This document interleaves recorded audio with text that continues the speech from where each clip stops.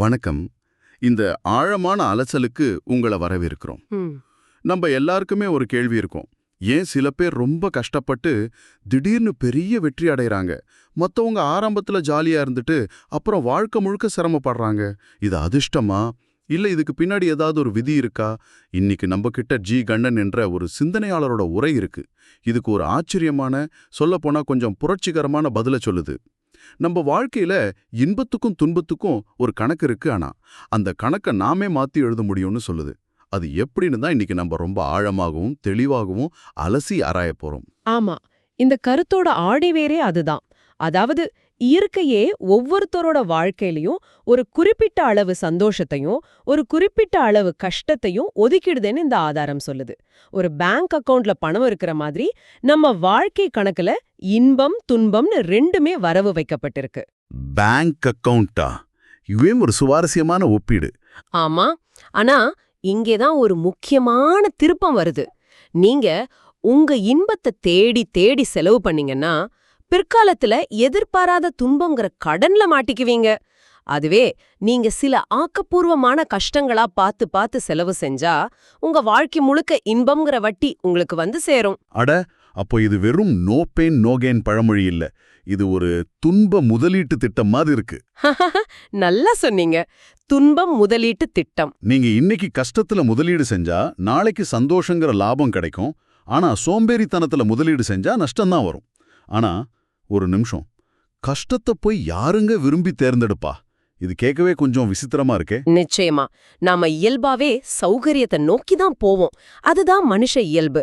ஆனா இந்த தத்துவத்தை விளக்க இந்த ஆதாரம் ஒரு அருமையான உதாரணத்தை கொடுக்குது. ஒரு ஒலிம்பிக் ஓட்டப்பந்தய வீரர் எடுத்துக்குவோம். சரி. அவரோட இளம் வயசுல மத்தவங்க ஜாலியா சுத்திட்டு இருக்கும்போது இவரு தினமும் விடிகாலை 4 மணிக்கு எழுந்து உடம்ப வருத்தி பல மணி நேரம் ஓடுறார்.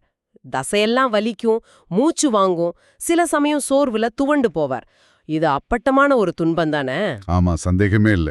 அது ஒரு சுய திணிப்பு சித்திரவதை மாதிரி தான். கரெக்ட். ஆனா அந்த வீரர் அந்த வலிய தவிர்க்க நினைக்கல. அத ஒரு நோக்கத்தோட ஏத்துக்கிறார். ஒரு நோக்கத்தோட. அதோட விளைவு பல வருஷங்களுக்கு பிறகு ஒலிம்பிக்ல தங்க வெல்லும்போது கோடிக்கணக்கான மக்கள் முன்னாடி அவர் நிக்கிறார். அந்த ஒரு நிமிஷத்துக்காக அவர் பட்ட எல்லா வழியும் அர்த்தமுள்ளதா மாறுது. அதுக்கப்புறம் அவர் வாழ்க்கை முழுக்க பேரும் புகழும் திருப்தியும் அவரை தேடி வருது. ஓ, அப்போ அவர் அன்னைக்கு செஞ்ச அந்த துன்ப முதலீடு அவருக்கு வாழ்நாள் முழுக்க இன்ப டிவிடெண்ட் கொடுக்குது. சரியா சொன்னீங்க. அதே தத்துவம் மாணவர்களுக்கும் பொருந்தும். படிக்கும் வயசுல கஷ்டப்பட்டு படிச்சா பிற்காட் நல்ல வேலையில சௌகரியமா வாழலாம். இது நாம எப்பவும் கேட்கறது தான். ஆமா, ஆனா விளையாட்டா நேரத்தை செலவழிப்பவங்க பிற்காலத்துல கஷ்டப்படுவாங்கன்னு ஆதாரம் சுட்டி காட்டுது. இதுவும் அதே கணக்குதான். அதே போல எதிர்மறையான உதாரணங்களும் இருக்குதுன்னு நினைக்கிறேன். மது, போதைப் பொருள் மாதிரி. நிச்சயமா, அந்த பழக்கங்களுக்கு அடிமையாகிற ஒருவர் ஆரம்பத்துல ஒரு பேர் ஆனந்தத்துல இருக்கலாம். ஆனா அதோட விளைவு பிற்காலத்துல உடலும் மனமும் கெட்டு பெரும் துன்பத்திற்கு ஆளாவார். உணவு கட்டுப்பாடே இல்லாம இனிப்பு எண்ணெய் பலகாரங்களை அதிகம் சாப்பிடுற உதாரணமும் இதையே காட்டுது. ஆரம்பத்துல கிடைக்கிற அந்த சின்ன இன்பம் பிற்காலத்துல சர்க்கரை நோய் மாதிரி பெரிய பாதிப்புகளை உருவாக்கிடுது. அப்புறம் ஜீவிதம் முழுக்க கட்டுப்பாடு, உடற்பயிற்சின்னு கஷ்டப்பட வேண்டியிருக்கு. இந்த எல்லா உதாரணங்களும் ஒரே விஷயத்தை தான் நமக்கு ஆழமா சொல்லுது. நாம நம்ம வாழ்க்கையோட துன்ப வரிய எப்போ எப்படி கட்டுறோங்கிறது நம்ம கையில தான் இருக்கு. துன்ப வரியா? Suffering tax. இது நல்லாட்டு. ஆமா, அத உடற்பயிற்சி, படிப்புன்னு ஆக்கப்பூர்வமா சின்ன சின்ன இஎம்ஐயா நாமளே கட்டிட்டா பிற்காலத்துல நோய், அறியாமைன்னு ஒரு பெரிய அபராதமா கட்ட வேண்டியிருக்காது. அப்போ கேள்வி இதுதான். நாம நம்ம கஷ்டத்தை தேர்ந்தெடுக்கிறோமா, இல்ல கஷ்டம் நம்மள தேர்ந்தெடுக்கிற வரைக்கும் காத்திருக்கிறோமா? அதுதான் இங்க $1,000,000 கேள்வி. சரி, இந்த ஒலிம்பிக் வீரர் வலியை ஏத்துக்கிறார். அந்த சோம்பேறி மாணவன் மன அழுத்தத்தை பிற்காலத்துல சந்திக்கிறான். ஆனா வலி, கஷ்டம்னு பொதுவா சொல்றமே, இந்த ஆதாரம் அதுக்கு ஏதாவது குறிப்பிட்ட அர்த்தம் கொடுக்குதா? இது ரொம்ப முக்கியமான கேள்வி. ஏன்னா இந்த தத்துவத்தை புரிஞ்சுக்க இந்த வரையறை ரொம்ப அவசியம். இந்த ஆதாரத்தை பொறுத்த வரைக்கும் இன்பம்னா அது வெறும் மனசு சந்தோஷமா இருக்கிறது மட்டும் இல்ல. அப்ப வேற என்ன? ஆரோக்கியமான சௌகரியமான உடம்பு, சுவையான சாப்பாடு, நல்ல உறக்கம்னு உடல் ரீதியான சந்தோஷங்களும் சேர்ந்ததுதான் முழுமையான இன்பம். ஓகே, இன்பம்னா மனசும் உடம்பும் சம்பந்தப்பட்டதுன்னு சொல்றீங்க. ஆனா துன்பம் அப்படி இல்லையே. உடல் வலி வேற, மன கஷ்டம் வேற. கடன் பிரச்சனைங்கிறது மன கஷ்டம், ஆனா அடிபடுறது உடல் வலி. இந்த ஆதாரம் இது ரெண்டையும் ஒண்ணா பாக்குதா? நீங்க கேக்குறது ஒரு சரியான சந்தேகம். நாம பொதுவா ரெண்டையும் தனித்தனியா தான் பாப்போம். ஆனா இந்த ஆதாரத்தோட பார்வை கொஞ்சம் வித்தியாசமானது. அது என்ன சொல்லுதுன்னா, மன உளைச்சலா இருந்தாலும் சரி, உடல் வலியா இருந்தாலும் சரி, ரெண்டுமே நம்மளோட ஒட்டுமொத்த துன்ப கணக்குல இருந்து தான் கழியுது. ரெண்டுமே ஒண்ணுதானா? ஆமா. யோசிச்சு பாருங்க. மனசு சரியில்லாதப்ப உடம்பும் சரியில்லாம போகும். உடம்பு வலிக்கும்போது மனசும் நிம்மதியா இருக்காது. அதனால இது ரெண்டையும் பிரிக்க முடியாத ரெண்டு தூண்களா பாக்குது. அப்போ நீங்க என்ன சொல்றீங்கன்னா, நான் கஷ்டப்பட்டு ஒரு கணக்கு போட்டா வர்ற மன உளைச்சலும், ஜிம்முக்கு போய் உடம்ப வருத்திக்கிறதால வர்ற உடல் வலியும் ஒரே துன்ப அக்கவுண்ட்ல தான் டெபிட் ஆகும்னு சொல்றீங்களா? கிட்டத்தட்ட அப்படிதான். இந்த ஆதாரத்தின் தர்க்கப்படி ரெண்டுமே தேர்ந்தெடுக்கப்பட்ட ஆக்கப்பூர்வமான கஷ்டங்கள். இந்த சின்ன சின்ன கஷ்டங்களை நாம ஏத்துக்கிறது மூலமா எதிர்பாராம வர்ற ஒரு பெரிய நோய் அல்லது ஒரு நிதி நெருக்கடி மாதிரியான கட்டுப்பாடில்லாத அழிவுகரமான துன்பத்தை தவிர்க்கிறோம். ஒரு தடுப்பூசி மாதிரி. கரெக்ட். ஒரு தடுப்பூசி மாதிரி. நோயோட வீரியம் குறைஞ்ச வடிவத்தை நம்மளே உடம்புக்குள்ள ஏத்திக்கிட்டு பெரிய நோய்க்கு எதிரா ஒரு பாதுகாப்பை உருவாக்கிக்கிறோம் இல்லையா? அதே மாதிரிதான். அட, இப்பதான் விஷயம் தலைகீழ புரியுது. நாம சௌகரியமா சோஃபால உட்காந்துட்டு டிவி பாக்குறதா நிஜமான ஆபத்து. ஆமா. அதுக்கு பதிலா 1 மணி நேரம் கஷ்டப்பட்டு ஜிம்முக்கு போறதா நம்மள காப்பாத்துற செயல்னு இந்த ஆதாரம் சொல்லுது. That's completely counterintuitive. சரி, அப்போ இந்த விதியை மாத்தி எழுதுறதுக்கு கான்கிரீட்டா என்ன செய்யணும்னு இந்த ஆதாரம் சொல்லுது. அதுக்கு ஒரு கற்பனையான அளவுகோல முதல்ல மனசுல வச்சுக்க சொல்லுது. இன்பத்துக்கும் துன்பத்துக்கும் 1ல இருந்து 100 வரைக்கும் ஒரு ஸ்கேல் இருக்குன்னு நினைச்சுக்கோ. ஓகே, ஒரு ஸ்கேல் 1 to 100. ஆமா. இயற்கையா உங்களுக்கு 70 யூனிட் துன்பம் ஒதுக்கப்பட்டிருக்குன்னு வைங்க. அந்த 70 யூனிட் ஒரு விபத்தாவோ, ஒரு நோயாவோ, இல்ல வேற ஏதாவது ஒரு பெரிய பிரச்சனையாவோ தானா உங்க வாழ்க்கையில வரலாம். அது உங்க கட்டுப்பாட்டுல இருக்காது. அந்த தானா வர்ற 70 யூனிட் துன்பத்தை எப்படி தடுக்கிறது? அதுதான் கேள்வி. இங்கதான் முக்கியமான ஆலோசனை வருது. அந்த 70 யூனிட் தானா வர்றதுக்கு முன்னாடி நாமளே நமக்கு ஆக்கப்பூர்வமான கஷ்டங்களை உருவாக்கிக்கிட்டு அந்த 70 யூனிட்டை கொஞ்சம் கொஞ்சமா செலவு பண்ணிடணும். இதுக்கு ஆதாரம் 2 வழிகளை சொல்லுது.